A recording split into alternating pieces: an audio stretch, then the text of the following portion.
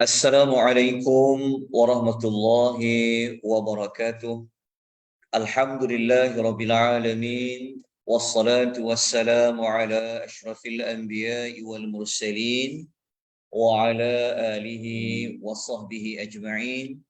Asyhadu an la ilaha illallah wahdahu la syarika lah wa asyhadu anna Muhammadan abduhu wa rasuluhu. Allahumma salli wa sallim ala nabiyyina Muhammad wa ala alihi wa sahbihi wa man tabi'ahum bi ihsanin ila yaumiddin, amma ba'd. Muslimin dan muslimat rahimani wa rahimakumullah. Alhamdulillah, syukur kita kepada Allah. Pagi ini kita dapat menyambung kembali pembelajaran kita melihat hubungan di antara surah dengan surah yang sebelumnya, yang mana insya-Allah pagi ini seperti yang kita telah rancangkan, kita akan melihat perkaitan di antara surah Al-Anfal dengan surah Al-A'raf. Surah Al-A'raf, kita sedia maklum, merupakan surah yang ketujuh dalam susunan surah-surah Al-Quran, manakala surah Al-Anfal adalah surah yang ke-8 mengikut tertib susunan surah di dalam Al-Quranul Karim. Kedua-dua surah ini, kalau kita lihat dalam surah Al-A'raf, adalah surah yang berada pada juzuk yang ke-8, dan Al-A'raf juga dia berada pada juzuk yang ke-9.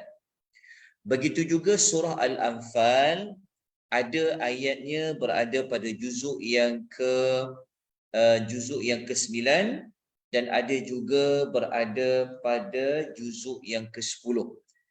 Jadi hari ini kita masuk juzuk 8, juzuk 9 dan juzuk yang ke-10 yang merangkumi surah Al-A'raf dan juga surah Al-Anfal.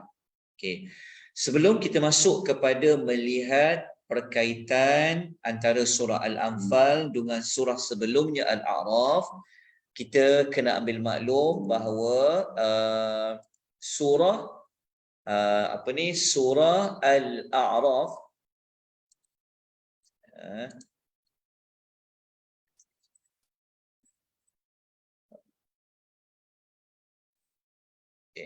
surah Al-A'raf adalah surah Makkiyah. Surah Al-A'raf adalah surah yang Allah turunkan sebelum Nabi SAW berhijrah ke Madinah. Dia panggil surah Makkiyah. Manakala pasangannya surah sebelahnya iaitu Al-Anfal adalah surah Madaniyah. Jadi kita lihat sama-sama pagi ni sudut yang pertama, apakah perkaitan.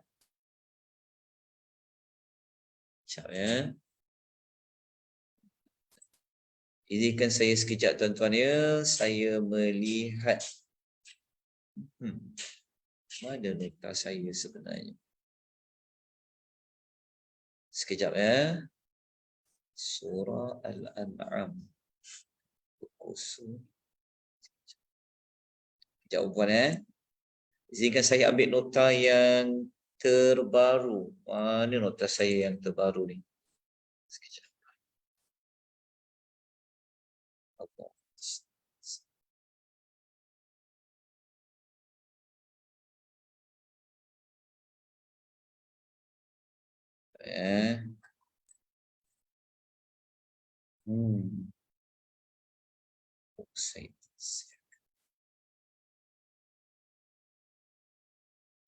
Sekejap ya. Saya dapatkan nota saya yang terbaru sebab yang ada ni macam saya tak save ke. Sekejap.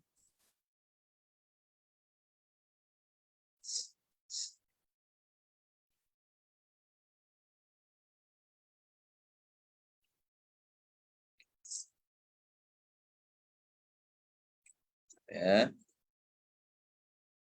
Okey, saya akan tunjukkan nota seperti yang ada di dalam Google Drive. Okey, kita tengok sudut yang pertama. Okey. Kita tengok sudut yang pertama. Okey. Surah Al-A'raf, kalau kita rujuk pada ayat yang ke-204, okey, seperti biasa, saya mohon jasa baik tuan-tuan dan puan supaya dapat merujuk kepada Quran terjemahan bagi mendapatkan maklumat tentang ayat yang penuh, kemudian juga pada terjemahan ayat yang menyeluruh. Ya, kerana nota yang saya paparkan ini tidak mengandungi terjemahan yang sempurna, begitu juga ada ayat yang kadang-kadang saya potong untuk diletakkan dalam nota. Baik, cuba buka muka surat 176 di dalam mushaf. Okey, kita tengok ayat nombor 204. Okey, ayat 204 ni merupakan ayat yang ketiga terakhir bagi surah Al-A'raf. Okey. Ayat 204 Allah menyebutkan tentang temanya berkenaan dengan Al-Quran, manakala surah Al-Anfal, okay, surah Al-Anfal, surah yang sebelahnya iaitu muka surat 177. Jadi kita tengok muka surat 176, kita tengok muka surat 177, surah Al-Anfal ayat yang kedua. Okey, ayat yang kedua juga Allah menceritakan tentang temanya berkenaan dengan Al-Quran. Okey. Ayat yang ke-204 surah Al-A'raf, apabila kita baca pada ayat itu keseluruhannya, a'udzubillahi minasyaitonirrajim, wa idza quri'al qur'anu fastami'u lahu wa ansitu la'allakum turhamun. Okey. Ayat 204 ni, jika kita baca terjemahan penuh, Allah mengatakan, dan apabila telah dibacakan Al-Quran, maka hendaklah kalian semua dengar apa yang dibaca dan hendaklah diam, moga-moga dapat rahmat. Okey. Dia punya kesimpulan daripada ayat ni, kita ringkaskan, sebenarnya Allah Ta'ala perintahkan kepada kita dua perkara. Perintah yang pertama adalah fastami'u, iaitu dengar. Okay, iaitu dengar. Kemudian yang kedua, apa dia? Fa'ansitu, iaitu diam. Okay, maknanya ayat 204 yang menjadi penutup bagi surah Al-A'raf, Allah mengatakan kalau Quran kita dengar, dibacakan Quran, kita dengar dan kita diam. Okey, sekadar itu saja yang Allah bagi tahu. Tetapi apabila kita baca pada ayat yang kedua Al-Anfal, muka surat yang ke-177, rupa-rupanya Allah tidaklah hanya kata apabila Quran dibaca, dengar, lepas tu diam saja. Tetapi ayat yang kedua kata, okay, wa idza tuliyat alaihim ayatuhu zadatuhum imanan wa ala rabbihim yatawakkalun. Okay. Ayat 2 surah Al-Anfal, Allah menyebutkan bahawa apabila telah dibacakan kepada mereka ayat-ayatnya, maknanya ayat-ayat Al-Quran, maka orang yang dibacakan ayat Quran tu, dia dengar tu, apa kesan kepada dia? Zadatuhum imana, imannya semakin bertambah-tambah dan kepada Tuhan mereka, mereka bertawakal. Okey. Apa sebenarnya yang kita nak cari pada ayat yang kedua surah Al-Anfal? Okey. Sebab masih ada lagi sebenarnya yang masih bertanya-tanya kenapa nak kena kenapa kita perlu belajar surah sebelah-sebelah ni. Okey. Jawapan dia yang pertama, kita nak menunjukkan bahawasanya Al-Quran ni bukan sekadar dia lengkap 114 surah, bukan sekadar ia diturunkan dari Allah, tetapi kalau kita nak menambahkan lagi rasa mukjizatnya Quran, agungnya Quran, tingginya Al-Quran ini, para ulama bincang sehinggakan susun surah-surah ini pun sebenarnya bukan disusun dalam keadaan tanpa ada sebarang hikmah, bukanlah disusun tu macam susun caca merba, bukan. Al-Quran ini dia adalah kalam Allah. Jadi apabila kita faham, kita akan rasa hargai Quran tu. Kita rasa Quran ni memang benar-benar ia dari Allah. Dalam masa yang sama, kalau kita hanya merujuk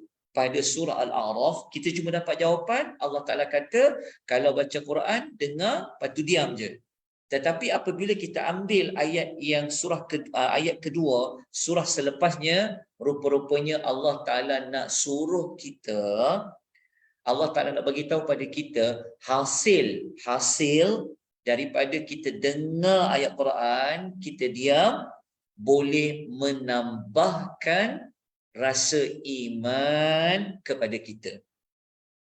Secara tak langsung juga Allah nak bagi tahu bahawasanya Quran ni bukan sekadar dengar dan diam semata-mata, tetapi sepatutnya kalau dengar Quran dibacakan, bukan sekadar diam dan dengar dan diam, sepatutnya iman kita kena bertambah. Cuba tanya diri kita.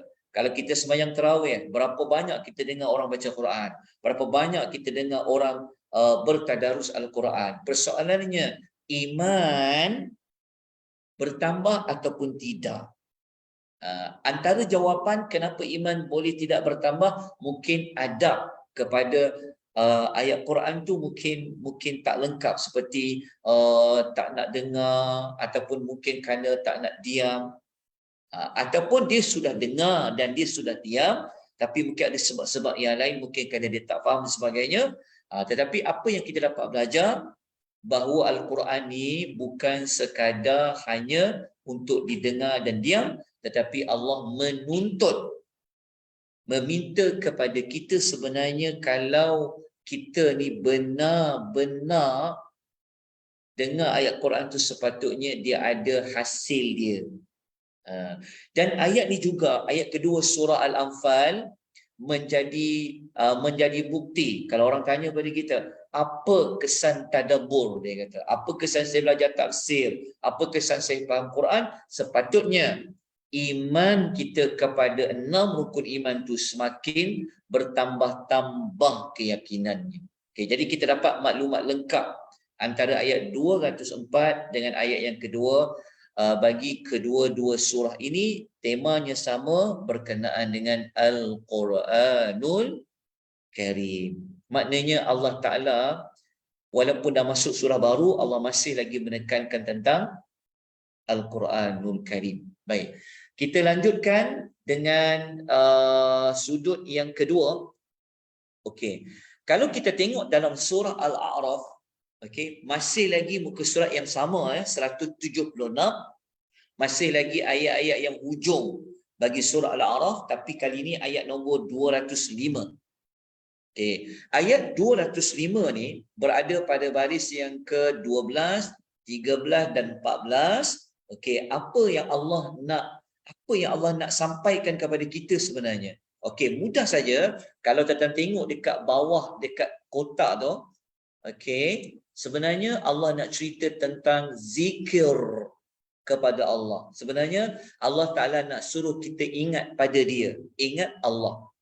Begitu juga surah Al-Anfal ayat yang kedua adalah berkenaan dengan ingat kepada Allah. Cuma apa maklumat tambahan yang ada pada ayat kedua Al-Anfal yang tiada maklumat itu pada surah Al-A'raf ayat 205. Walaupun topiknya sama, bincang tentang ingat Allah, ingat Allah. Okey, inilah dia panggil kita dapat kelebihan apabila kita melihat surah itu yang sebelum sebelum dengan surah yang selepasnya. Begitu juga surah yang selepasnya dengan surah yang sebelumnya. Okey. Kalau kita baca ayat 205, ayat penuh dia, kalau tengok dekat muka surat 176, ayat ni memang ayat penuh. Saya ambilkan letak dalam nota. Allah Ta'ala berfirman apa? وَذْكُرْ رَبَّكَ فِي نَفْسِكَ تَضَرُّعًا وَخِيفَةً وَدُونَ الْجَهْرِ مِنَ الْقَوْلِ بِالْغُدُوِّ وَالْآصَالِ وَلَمْ تَكُنْ مِنَ الْغَافِلِينَ. Okay. Intisari ayat ni mudah saja, tapi kalau nak baca terjemahan, saya ingatkan tolong rujuk dalam Quran terjemahan. Ya, muka surat 176. Okey, tapi intisari ayat 205 ni Allah sebenarnya nak suruh kita semua sebut tentang dia, sebut nama dia. Wadhkur rabbaka. Maknanya Allah suruh kita zikirlah. Ingat dia. Kemudian sebut nama Allah dengan hati. Maknanya ingat kepada Allah dengan hati. Dengan ingat tu macam mana? Dengan perasaan merendah diri dan juga perasaan takut. Jadi apabila kita ingat Allah, Allah tu maha besar, Allah tu maha agung, Allah ni maha Allah ni maha rahmat, Allah ni maha perkasa, Allah ni maha. Secara tak langsung dia akan membawa diri kita berasa kita ni tidak ada apa-apa kalau bukan tanpa Allah, kita ni lemah, kita ni kurang. Dalam masa yang sama kita kena takut kepada Allah Azza wa Jalla. Okey. Sekadar itu yang Allah sebut pada ayat 25 dalam surah Al-A'raf.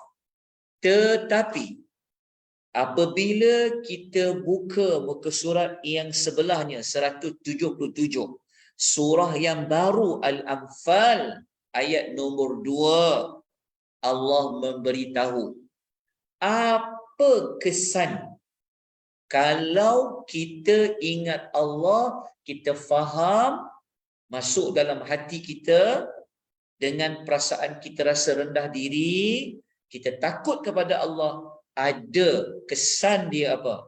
Ayat 2 surah Al-Anfal menerangkan innamal mu'minuna alladhina idza dzukirallahu wajilat qulubuhum. Okey. Ayat ini ada panjangnya lagi, tapi saya ambil yang bahagian depan dia saja sampai wajilat qulubuhum. Jadi kalau tuan nak tengok ayat apa lagi selepas wajilat qulubuhum, kena tengok Al-Quran muka surat 177. Okey. Ayat ni sebenarnya Allah Ta'ala nak kata sesungguhnya orang beriman apabila dia zukirallah, apabila dia ingat tentang Allah, wajilat qulubuhum, hati mereka menjadi gemetar. Hatinya takut, gemetar. Tapi kita baca, orang sebut Allah, hati kita tidak menjadi gemetar. Sebab apa? Ada sesuatu yang tak kena pada hati kita. Mungkin hati kita ni keras, mungkin hati kita ni dah sakit banyak, dan na'udzubillah, moga-moga hati kita bukan hati yang mati. Sebab ada orang, kita ingatkan dia tentang azab Allah, kita ingat dia pasal neraka, kita ingatkan tentang keperkasaan Allah, dia tak ada lintasan takut pun pada hati dia. Ini sangat bahaya. Tapi kalau hati dia hidup, okay, hatinya tidak sakit, kalau diingatkan tentang nama Allah, keagungan Allah, sebut je tentang Allah je, pasti hatinya menjadi gemetar. Maknanya hatinya itu elok, hatinya itu tidak sakit. Jadi apa perkaitan yang kita dapat ambil daripada ayat 205 ni dengan ayat nombor 2, kita dapat belajar ayat yang kedua surah Al-Anfal menyebutkan maklumat tambahan bahawasanya sebut nama Allah ni dengan perasaan rendah diri, takut ni nak dapat apa, nak jadi apa. Kenapa sebut nama Allah dalam hati, dalam jiwa dengan perasaan rendah diri dan takut? Supaya hati kita ni jadi hidup, dia boleh jadi gementar. Secara tak langsung ayat 2 surah Al-Anfal menerangkan tentang apa?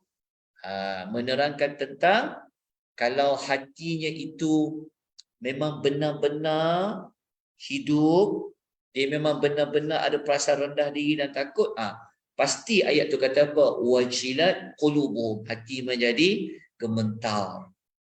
Okey, moga-moga nampak perkaitan antara sudut pertama dengan sudut yang kedua. Okey. Kalau kita terus kepada sudut yang ketiga, tuan-tuan rahimani wa rahimakumullah. Okey, kita lihat tajuk lain pula. Okey. Dekat sudut yang ketiga, surah Al-A'raf, kita ambil ayat akhir sekali, iaitu ayat 206, cerita tentang para malaikat Allah Subhanahu wa ta'ala. Okey, cerita tentang malaikat Allah. Okey. Dan surah Al-Anfal kita nak pasangkan dia dengan ayat yang ketiga bagi surah Al-Anfal. Okey, apa perkaitan dia? Okey, kita kena baca dulu ayat 206 tu sebenarnya tentang apa. Okey, ayat 206. Allah memberitahu sebenarnya adalah tentang para malaikat. Para malaikat ni kenapa?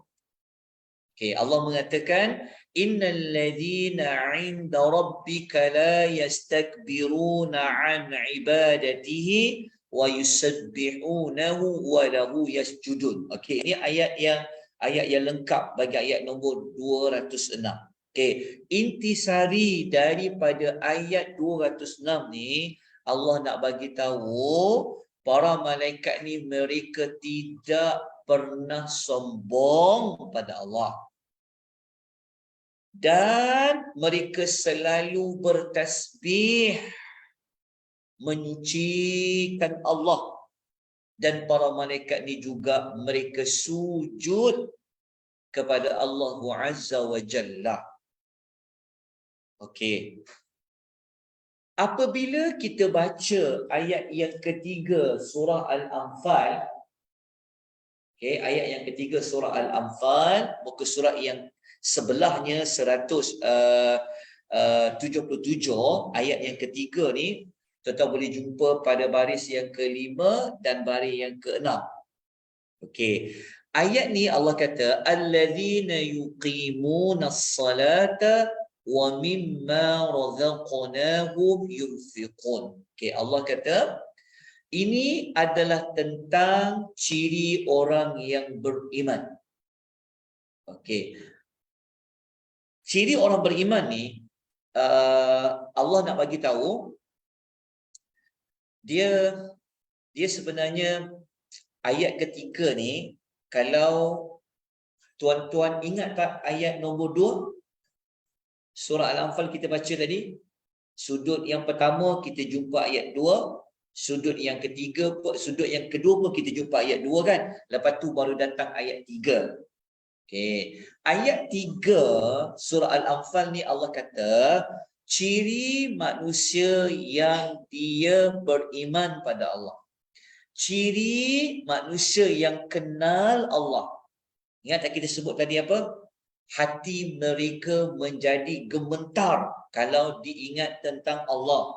Iman dia bertambah kalau dibacakan Quran. Dia ingat Allah, hatinya gemetar. Okey. Bukti mereka gemetar hatinya, bukti mereka bertambah imannya, maka dibuktikan dengan mereka mengerjakan salat dan mereka juga menafkahkan sebagian harta yang Allah beri kepada mereka. So sebenarnya apa yang kita cari dekat ayat 206 dengan ayat nombor 3 ni? Okay. Kalau kita kombinasikan sebenarnya, sebenarnya kita dapat belajar begini. Makhluk, makhluk kalau dia kenal Allah, kalau dia kenal Allah, seperti mana makhluk iaitu malaikat, malaikat adalah makhluk yang sangat kenal Allah. Makhluk yang dia kenal Allah, dia akan jadi makhluk yang apa? Dia tidak sombong. Dia akan puji, membesarkan Allah Azza wa Jalla, mereka sujud. Okey. Jadi, apabila masuk surah Al-Anfal, sebenarnya Allah Ta'ala sebenarnya nak suruh kita apa? Sebab ayat ni 206 kan? Lepas tu kita masuk ayat 3. Soalannya Tuhan nak suruh apa sebenarnya? Tuhan nak kata seolah-olahnya, tiru macam malaikat. Yang malaikat tu dia boleh bertasbih selalu kepada Allah. Dia boleh sujud kepada Allah. Sebab apa? Sebab mereka tak sombong. Sebab apa mereka tak sombong? Sebab mereka kenal Allah tu. Siapa Allah tu? Keagungan Allah, kebesaran Allah. Sebab itu, kalau kita baca, ingat tak tadi ayat nombor 2 kan? Wa iza tuliyat alaihim, kita baca tadi. Lepas tu kita baca ayat innamal mu'minuna allazina idza dzukirallah kan? Lepas tu baru jumpa ayat 3. Maknanya sebenarnya apabila kita baca dekat penutup surah Al-A'raf, bukan sekadar kita kata Masya Allah, Allahu Akbar, hebatnya malaikat ni kan. Dia pun takut Allah dengan bertasbih, dia sujud. Tapi sebenarnya apabila kita baca je, buka surah Al-Anfal, Allah seperti nak kata pada kita, okey, tirulah macam malaikat, ayat 206 tu. Itu yang datangnya kepada apa? Datangnya kepada apabila mereka dengar tentang nama Allah, mereka bertambah beriman. Maka bila mereka dengar ayat Quran, hati mereka menjadi gemetar. Jadi daripada gabungan dua ayat ni, sebenarnya Allah Ta'ala hendak menunjukkan kepada kita semua bahawasanya tidak ada mana-mana makhluk melainkan ia kena tunduk, dia kena beriman kepada Allah Azza wa Jalla.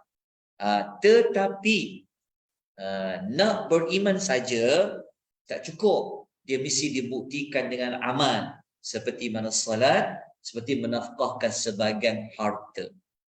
Okey. Jadi tuan-tuan puan rahimani wa rahimakumullah, daripada sudut ketiga ni, ringkasan dia mudah je. Ringkasan dia adalah jika makhluk itu dia kenal Allah, ataupun tanda makhluk itu dia takut kepada Allah, dia ada ciri-ciri itu. Dia tak sombong, dia bertasbih, dia sujud, dia salat, dia menafkahkan sebahagian hartanya. Baik, kita selesai sudut yang ketiga secara ringkas. Baik, kita masuk kepada sudut yang keempat. Tuan-tuan dan puan-puan rahimani wa rahimakumullah. Kita tengok sudut yang keempat. Okey, sudut yang keempat. Okey, kita akan bincang pula tema tentang apa? Amar ma'ruf nahi munkar. Bahasa Melayunya, sudut keempat ni adalah ajak manusia buat baik, macam tu. Lepas tu halang, cegah manusia jangan buat benda mungkar. Itulah topik perbincangan pada sudut yang keempat. Walaupun surahnya sebelah bersebelahan, surah dah beza dah surah itu, tetapi temanya masih sama. Temanya masih tentang apa? Amal ma'ruf nahi munkar. Okey. Jadi kita lihat ayat 199 bagi surah Al-A'raf. Okey. Ayat 199 surah Al-A'raf, muka surat 176, muka surat yang sama dengan ayat 206 tadi, baris yang keempat, sehingga baris yang ke-6. Ayat nombor 199. Okey. Kalau kita baca ayat lengkap dia, memang yang ni memang ayat lengkap dia lah. Khuzil afwa wa'mur bil urfi wa'a'rid 'anil jahilin. Okey, kalau kita baca terjemahan ayat dia secara lengkap 199, kita dapat belajar Allah nak kita jadi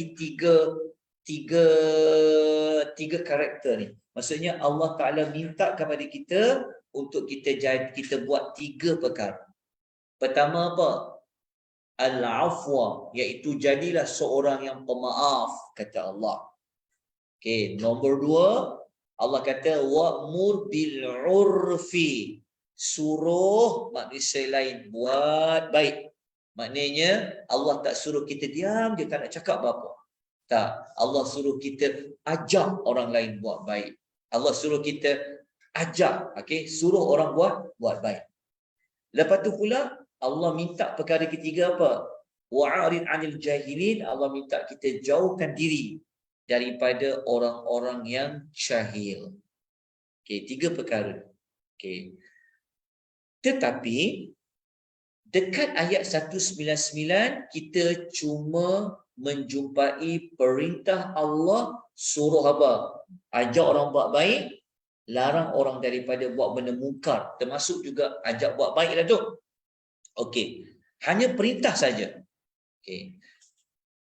Jadi Allah nak menekankan memang perlu ajak orang buat baik, cegah daripada benda mungkar. Dia punya perlu tu Allah kuatkan pada ayat yang ke-25 dalam surah Al-Anfal. Okey, tengok muka surat 179 ayat yang ke-25 surah Al-Anfal. Okey, apa yang kita dapat maklumat dekat ayat 25 surah Al-Anfal ini? Allah mengatakan, a'udzubillahi minasyaitonirrajim. Ini adalah ayat penuh ya, ayat yang lengkap. Allah kata wattaqu fitnatan la tusibanna alladhina zalamu minkum khassah wa'lamu annallaha syadidul iqab. Okey.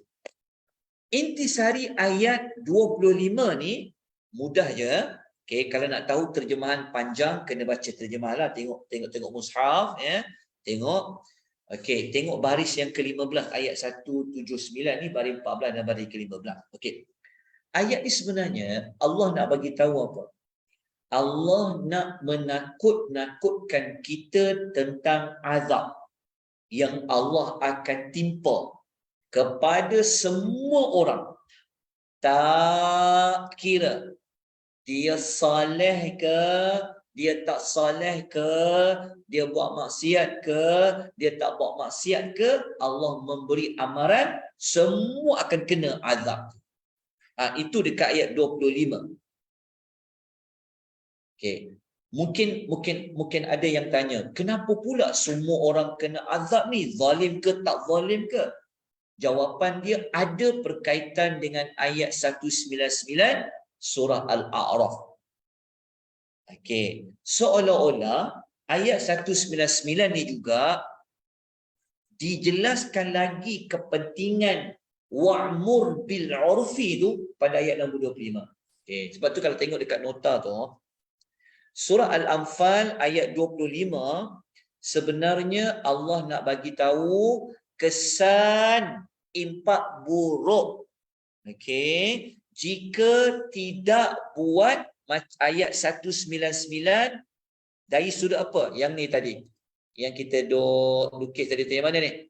Yang sekejap saya tandakan dengan pensel. Sekejap ya. Spotlight ni. Okey, dekat sini. Nampak tak ni? Yang ini. Yang ni lah wa'mur bil 'urfi. Jadi kalau Allah kata apa? Suruh orang buat baik. Tapi kalau kita tak nak suruh orang buat baik, kan? Orang buat benda jahat, kita kata jangan buat. Suruh buat baiklah tu juga. Tapi kita diam, tak nak peduli. Konsep kita, kubur masing-masing, ada kisah, kubur lain-lain. Kalau semua orang berpegang seperti itu, Allah ancam dengan ayat nombor 25, Allah Ta'ala kata, Allah Ta'ala kata, azab itu timpa kepada semua orang, bukan sekadar khassah. Bukan kepada orang yang buat maksiat itu saja, tapi orang yang tak tegur tu pun, orang yang biarkan maksiat itu pun, dia pun akan ditimpa azab oleh Allah Azza wa Jalla. Kesimpulan dia adalah, apabila diulang tentang kesan tinggal suruhan yang baik ni, menunjukkan memang wajib kita kena buat apa? Wa'mur bil urfi. Kena cakap, kena tegur, kena ajar. Kalau semua-semua pegang kepada masing-masing lah, maka apabila Allah turunkan azab, semua kena. Jadi itu yang Allah nak terangkan pada surah Al-A'raf dengan surah Al-Anfal. Jadi apa kita dapat belajar? Rupa-rupanya kedua-dua surah ini walaupun dia dah duduk surah yang berbeza, tapi kita dapat jawapan. Oh, sebab itulah surah ni dia duduk sebelah. Dia duduk bersebelahan supaya apa? Supaya dia tak jauh daripada mengingatkan apa yang ditekankan pada ayat nombor 199. Cerita tentang apa? Cerita tentang amal ma'ruf nahi munkar. Baik, jelas tuan-tuan rahimani wa rahimakumullah. Okey, kita masuk kepada sudut yang kelima pula. Sudut yang kelima. Oh, ini pun macam tertinggal. Okey, jap. Kejap ya, saya padam ni sekejap. Okey. Okey, tengok sudut yang kelima. Okey, sudut kelima ni kita nak fokus tentang siapa? Kita nak fokus cerita tentang Rasul. Kita pasal Rasul. Tapi dekat surah Al-Anfal kita nak fokus tentang Rasul yang Nabi khusus, itu Nabi Muhammad sallallahu alaihi wasallam. Okey, apa sebenarnya perkaitan dia? Apa kita nak cari ni sebenarnya? Okey, seolah-olahnya seperti ini. Okey, surah Al-A'raf saya tak masukkan ayat dia sebab apa? Sebab dalam surah Al-A'raf tuan-tuan akan jumpa ya, lebih separuh surah Al-A'raf menceritakan tentang 7 rasul. Ada berapa ayat? 119 ayat. Okey. Surah Al-A'raf ada berapa ayat? 206 ayat. Kalau kita bahagi 2 berapa? Kalau 206. 103, betul? Kan? Al-A'raf ayatnya ada 206 ayat. Kalau kita bagi 2, 103 lah. Tetapi 119 ayat adalah menceritakan tentang 7 rasul. Okey. Jelas ya? Okey. 7 rasul tu siapa dia? Okey, adalah nota tu. Okey. 7 rasul tu kisah Nabi Adam bermula ayat 11 hingga 25, ada 15 ayat.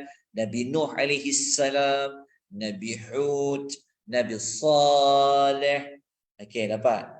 Lepas tu kisah Nabi Lut alaihi salam, kisah Nabi Syuaib, kisah Nabi Musa. Paling banyak kisah Nabi apa dekat 7 Nabi tu? Oh, kisah Nabi Musa ada 69 ayat. Okey, tetapi yang kita sebenarnya kita nak ambil apa maklumatnya, sebenarnya kita nak kata macam ni. Surah Al-A'raf ni dia ambil peluang untuk dicerita kisah nabi-nabi yang terdahulu. Dia cerita pasal nabi-nabi dahulu je. Tetapi apabila kita masuk surah Anfal, dia nak fokus pula tentang kisah Nabi sekarang yang ketika ayat Quran tu diturunkan. Nampak tak dia punya gabungan dia? Seolah-olah macam orang kata, asyik kisah 7 Nabi Musa je, Nabi Lot je. Mana kisah Nabi Muhammad? Mana ayat-ayat cerita tentang peristiwa Nabi Muhammad? Jawapan dia, Al-Anfal kata apa? Al-A'raf kata apa? Al-A'raf dia ambil part apa? Al-A'raf ambil part cerita tentang Rasul-Rasul yang terdahulu. Tapi kalau nak tahu kisah Nabi Muhammad, surah Al-Anfal mengambil ruang itu untuk cerita tentang kisah Nabi Muhammad. Kita kena baca surah Al-Anfal secara keseluruhan dia. Tetapi saya nak ambil satu ayat je daripada banyak-banyak ayat dalam surah Al-Anfal. Okey, kita ambil ayat yang ke-30 lah. Kita tengok. Ayat 30 ni, Allah Ta'ala cerita tentang macam mana orang musyrikin dia nak buat kepada Nabi Muhammad sallallahu alaihi wasallam. Ayat 30, kalau kita baca ayat yang ke-30 ni, kalau tuan-tuan ada mushaf, tuan-tuan tolong buka muka surat 180.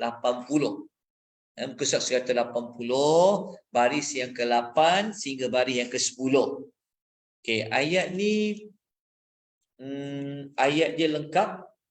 Saya bawa dalam nota tu. Ya, ayat ni ada penuh, cuma terjemahan tu kena tengok mushaf ya. Okey. Ayat ni saya ringkaskan, intisari ayat ni sebenarnya Allah Taala nak kata apa? Orang musyrikin Mekah, mereka juga sebenarnya telah membuat tipu daya. Mereka ada buat planning, mereka ada buat konspirasi sebenarnya. Macam mana nak buat dengan Muhammad ni? Dengan tahan dia, tangkap dia ke, bunuh dia ke, halau dia daripada Mekah ke. Okey. Sebenarnya, kenapa kita gabungkan dua maklumat ni? Sebenarnya kita nak menunjukkan bahawasanya surah Al-Anfal dia telah menampung, dia telah mengisi apa yang tak diceritakan bagi surah Al-A'raf. Sebab surah Al-A'raf ni cerita pasal apa? Nabi-nabi terdahulu sekali. Tetapi surah Al-Anfal dia mengisi cerita tentang Nabi Muhammad sallallahu alaihi wasallam. Okey, kalau kita cari dia punya hikmah,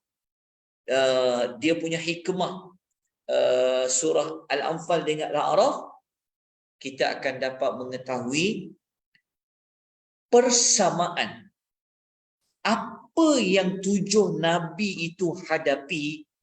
Sebenarnya itulah juga yang dihadapi oleh Rasulullah sallallahu alaihi wasallam.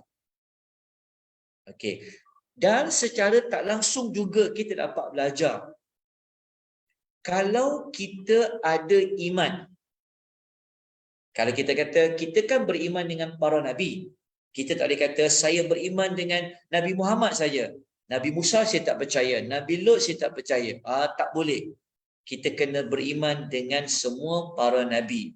Maka dua surah ini melengkapkan kisah Rasul terdahulu dengan kisah Rasul yang sekarang.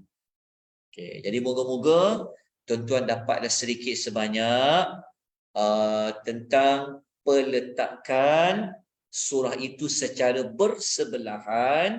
Sebenarnya bukanlah peletakan yang tanpa tujuan, bukan tak ada faedah, tetapi ada banyak faedah dia. Baik, kita terus kepada yang terakhir tuan-tuan, sudut yang ke-6. Okey, tengok sudut yang ke-6. Okey, sudut yang ke-6, surah Al-Anfal dengan Al-A'raf ni, kita nak masuk tema tentang iblis. Ini cerita tentang iblis. Al-Anfal pun tentang apa ni? Iblis dah kacau ke ni? Sudah. Allahumma salli wa sallim ala. Baru betul. Pasal iblis. Tengok ya.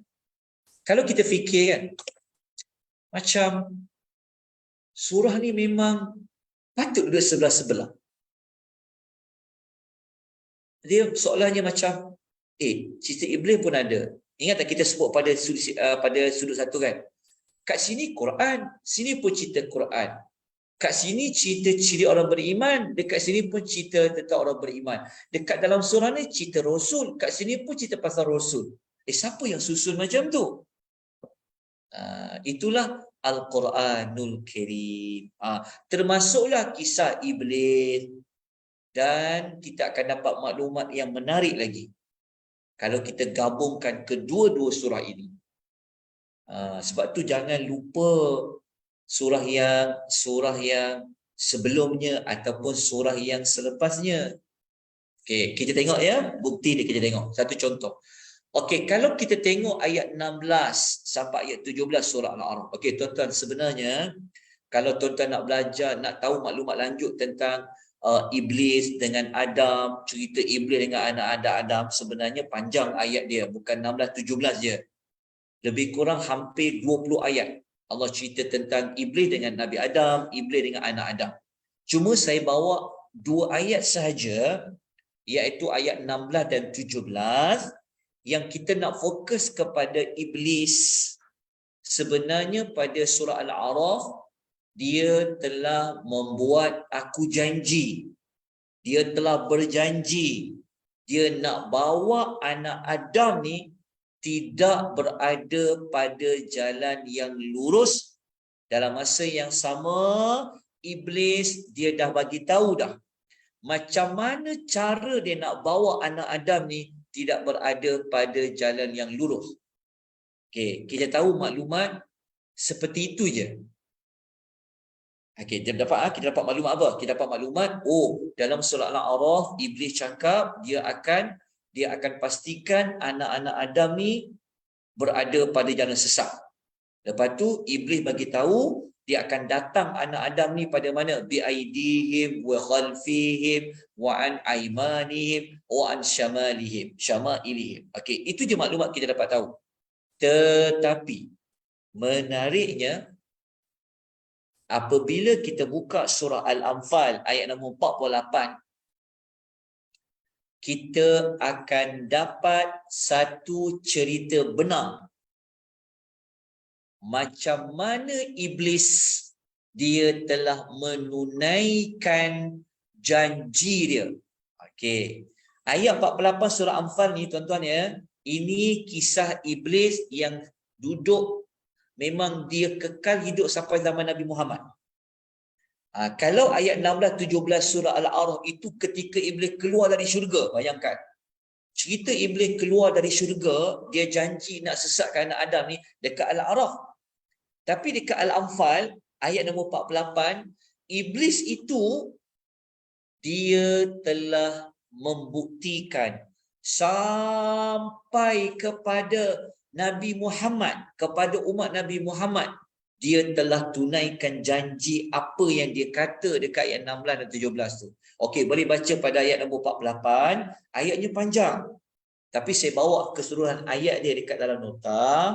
Cuma terjemahan seperti biasa, kalau boleh, jasa baik tuan-tuan dan perempuan ya, kalau boleh tengok dalam Quran terjemahan, muka surat nombor 183. Muka surat 183, ayat nombor 48. Okey, intisari dia mudah aja. Okey, saya sebut mudah saja nak faham. Okey, ayat 48 ni sebenarnya kalau kita baca keseluruhan ayat 148 ni, cerita dia macam ni. Okey, Iblis sebenarnya dia telah memunculkan diri dalam bentuk rupa orang kepada orang-orang Arab musyrikin. Maksudnya Iblis dia telah datang. Kita kena baca ayat surat 48 penuh dia. Kita akan tahulah cerita dia. Okey. Ini sebenarnya dia ada kaitan dengan perang Badar. Okey, perang Badar, orang Arab Mekah mereka beria-ia sangat. Mereka nak lawan dengan siapa? Nak lawan dengan orang Islam. Okey, iblis ni apa peranan dia? Dia bagi semangat. Dia bagi semangat yang berkobar-kobar kepada orang kafir tu. Supaya apa? Supaya apa? Lawan orang Islam tu, bunuh orang Islam tu, bunuh Muhammad, bunuh umat Nabi Muhammad, bunuh orang Islam yang ikut Muhammad tu. Iblis dia telah munculkan diri dia untuk bakar lagi, untuk provok lagi orang-orang musyrikin supaya lawan Muhammad. Okay, tengok ya. Okey, lepas tu kita kena bacalah ayat keseluruhan dia. Tiba-tiba masa perang tu dah, maksudnya orang Arab musyrikin yang 3,000 orang tu dengan ratusan tentera Nabi Muhammad dekat perang Badar tu, masa mereka duk perang tu, tiba-tiba apa jadi?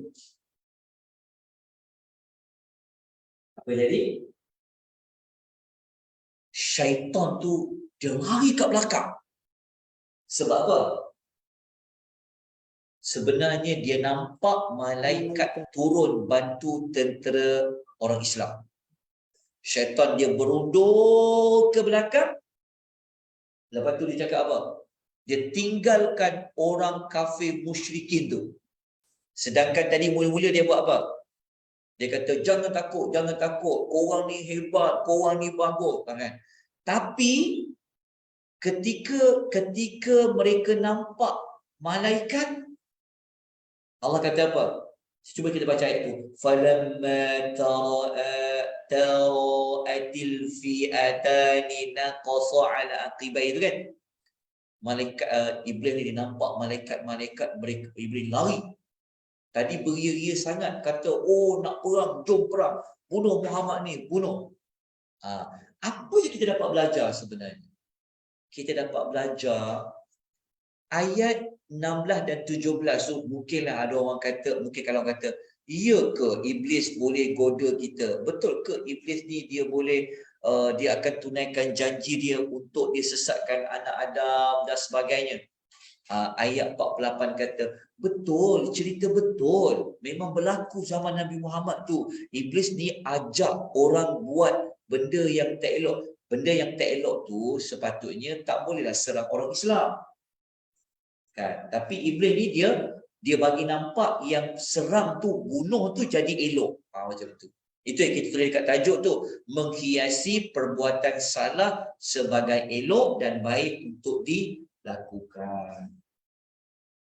Okay, jadi kita dapat maklumat, rupa-rupanya memang benar-benar iblis telah membuktikan janji-janjinya dan telah terbukti di zaman Nabi sallallahu alaihi wasallam. Okey. Jadi kita dapati apa? Apa kita dapat belajar? Kita dapat berulang kali kita melihat bahawa rupanya susunan surah ni dia saling menambahkan maklumat yang tak ada pada surah yang sebelumnya. Dia isunya kan, kenapa Allah tak bagi maklumat tu lengkap je, duduk surah tu lengkap je? Kan tak. Contohnya kan, kenapa ayat 48 tu tak masukkan je dekat surah Al-A'raf? Kan senang, cukup ceritanya sampai hujung habis. Wallahu a'lam. Kita dapat belajar apa? Sebenarnya Allah nak suruh kita apa? Tengok surah sebelah tu. Nanti akhirnya bawa kita sampai ke mana? Bawa kita sampai kepada surah Al-Baqarah. Ingat tak? Kita belajarkan ikut surah-surah kan? Kalau tak ada tali, kita sambung. Jika ada tali, buatlah. Al-Fatihah, cerita pasal apa? Sambung. Nanti dapat surah An-Nas, kita akan dapati. Rupanya surah ni, walaupun dia macam surah berbeza, tapi sebenarnya dia macam sambung. Walaupun kita baca Bismillahirrahmanirrahim, sambung tu maksudnya apa? Topik perbincangannya, maklumat yang Allah nak sampaikan tadi. Itulah di antara hikmahnya kita dapat belajar susunan surah-surah di dalam Al-Quranul Karim. Cukuplah 6 tu. Dah letih dah kan tuan-tuan perempuan kan? 9.56 dah. Ada yang ngantuk-ngantuk tu. Okay, ada apa-apa soalan? Jelas? Boleh faham? Jelas Ustaz. Jelas? Alhamdulillah jelas. Alhamdulillah jelas. Boleh faham Ustaz. Siapa boleh faham? Ustaz boleh faham ke? Ibu boleh faham ni? Saya boleh faham insya-Allah Ustaz. Alhamdulillah. Alhamdulillah. Syukur pada Allah. Baik. Kalau dah jelas, insya-Allah nanti kita buat kesimpulan. Saya nak ulang sikit supaya lebih nampakkan susunan surah-surah ni rupanya ada banyak faedah dan manfaatnya. Okey, kita pergi kepada pertama ya. Okey. Topik pertama kita dapat belajar sudut pertama apa? Pasal Quran, pasal Quran. Betul tak? Okey. Lepas tu pasal zikir, ingat Allah, ingat Allah. Ciri makhluk yang beriman pada Allah. Ini pasal malaikat, ini pasal orang beriman. Okey. Lepas tu amal ma'ruf nahi munkar, amal ma'ruf nahi munkar. Lepas tu cerita pasal Rasul, cerita pasal Rasul. Lepas tu cerita pasal apa? Iblis, Iblis. Siapa yang susun tema-tema seperti itu? Wallahu ta'ala alam, tapi itulah ilmu yang dapat kita kongsikan insya-Allah. So kita dah sampai juzuk yang ke 10 surah Al-Anfal. Insya-Allah besok kita akan lihat pula macam mana surah Taubah kaitan dia dengan surah Al-Anfal. Okey, tak ada soalan? Kita berhenti dengan kadar ini. Kita sudahi dengan membaca tasbih penghapus dosa, tasbih kafarah. Subhanakallahumma wa bihamdika asyhadu an la ilaha illa anta astaghfiruka wa atubu ilaik. Wabillahi taufiq wal hidayah. Wassalamu alaikum warahmatullahi wabarakatuh.